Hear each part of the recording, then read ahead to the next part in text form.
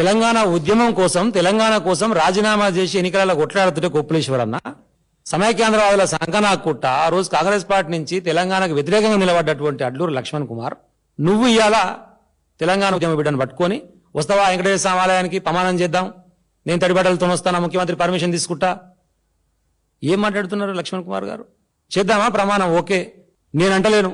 మీ సహచర మంత్రి పొన్నం ప్రభాకర్ మీడియా సాక్షిగా మైకు బంద్ అయిందనుకొని వాడు దున్నపోతుగాడు అన్నమాట. దాని గురించి మరి ఆయన ప్రమాణం చేస్తాడు, నువ్వు ప్రమాణం చేస్తాడు, ప్రమాణం చేయరు. మరి అందరిలో పట్టుకొని నిన్ను పట్టుకొని దున్నపోతు అంటే కూడా కనీసం స్పందించకుండా మాట్లాడకుండా దాని గురించి పంచాయతీ చేయకుండా ఆత్మగౌరవాన్ని తాకట్టు పెట్టేటువంటి బతుకు నీది.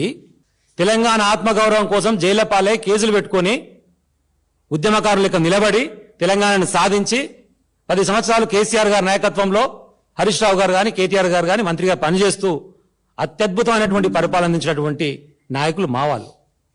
వీళ్ళ మీద నువ్వు మాట్లాడుతున్నావు ప్రమాణం చేద్దామా అని చెప్పి. మరి చేద్దాం పరు. ఇప్పుడు పొన్నం ప్రభాకర్ చేస్తావా, నువ్వు చేస్తావా? షేర్ మరి ప్రమాణం.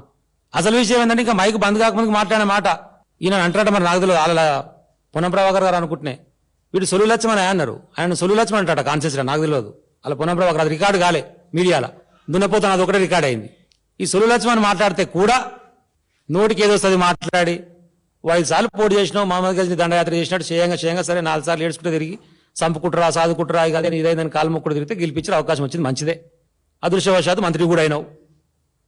ఏం చేయాలి మరి క్యాబినెట్లా? మేం చెప్తేనే ఏం జరిగింది అనేటువంటిది.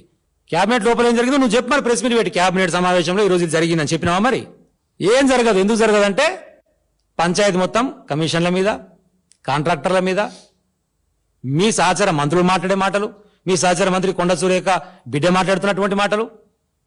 ఆమెనే చెప్పింది కదా ముఖ్యమంత్రి అన్నదమ్ములకు ఎందుకండి గన్మెన్లు, మాకేమి ఇక్కడ గాడిని తీసేసారు మా అమ్మ మంత్రి ఉంటే కూడా, ఏమిటి చేస్తారు వాళ్ళకు దందాలు చేసుకోవడానికి కాకపోతే అని మాట్లాడిన మాట వాస్తవం కాదా?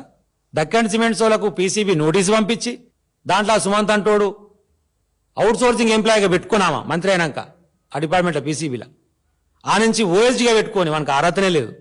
వానితో బ్లాక్మెయిల్ చేపించి డబ్బులు డిమాండ్ చేస్తే ఆయన మళ్ళీ రేవంత్ రెడ్డి పిలుచుకొని దాన్ని రోహిన్ రెడ్డి పిలుచుకొని కూర్చొని ఒక 100 కోట్ల సెటిల్మెంటు పంచాయతీ, వీడు వాననా వాడు వీననా, ఏంటంటే అంత ప్రజల పంచాయతీ. లాస్ట్కి ఏం చేసి చాలా కప్పుకుని 100 కోట్ల వాళ్ళు నీకు 25 నాకు 25 అని పంచుకొని క్లోజ్ చేసుకురు.